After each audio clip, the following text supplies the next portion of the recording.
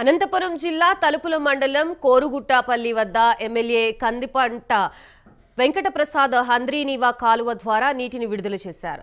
కృష్ణా జలాలకి జలహారతి ఇచ్చి ఎన్టీఆర్ చంద్రబాబు చిత్రపటాలకి పాలాభిషేకం చేశారు.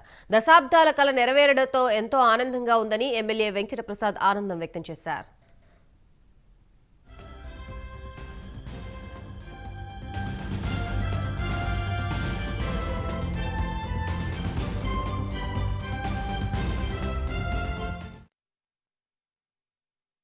రామారావు గారి మానస పుత్రిక ఏదైతే రాయలసీమ ప్రాంతానికి నదీ జలాలను తీసుకురావాలా, తద్వారా ఎడారిగా మారుతున్నటువంటి ఈ ప్రాంతాన్ని రక్షించుకోవాలా, సస్యశ్యామలం చేయాలా అని చెప్పేసి ఆలోచనతో, అదే రంగా తాగునీరు సాగునీరు రెండు కూడా అందించాలి ఈ ప్రాంతవాసులనే ఆలోచనతో ఏర్పాటు చేసినటువంటి హంద్రీనీవా సుజల స్రవంతి పథకంలో భాగంగా ఏదైతే కదిరి నియోజకవర్గంలో ఉన్నటువంటి మెయిన్ బ్రాంచ్ కెనాల్ దాదాపు ఒకసారి గమనిస్తే మీరు రాష్ట్ర విభజన కాకముందు మొదలైనటువంటి కార్యక్రమం, రాష్ట్ర విభజన తర్వాత రెండు ప్రభుత్వాలు మారిన తర్వాత ఈ రోజున ఈ మండలంలో ఏదైతే మెయిన్ బ్రాంచ్ కెనాల్ ద్వారా వచ్చేటువంటి నీళ్లు తలుపుల మండలం కావచ్చు, అదే రంగా ఎన్పికుంట మండలం కావచ్చు, రెండు మండలాలకు కూడా నీళ్ళు అందించేటువంటి కార్యక్రమం సాకారమైనటువంటి రోజు ఈరోజు.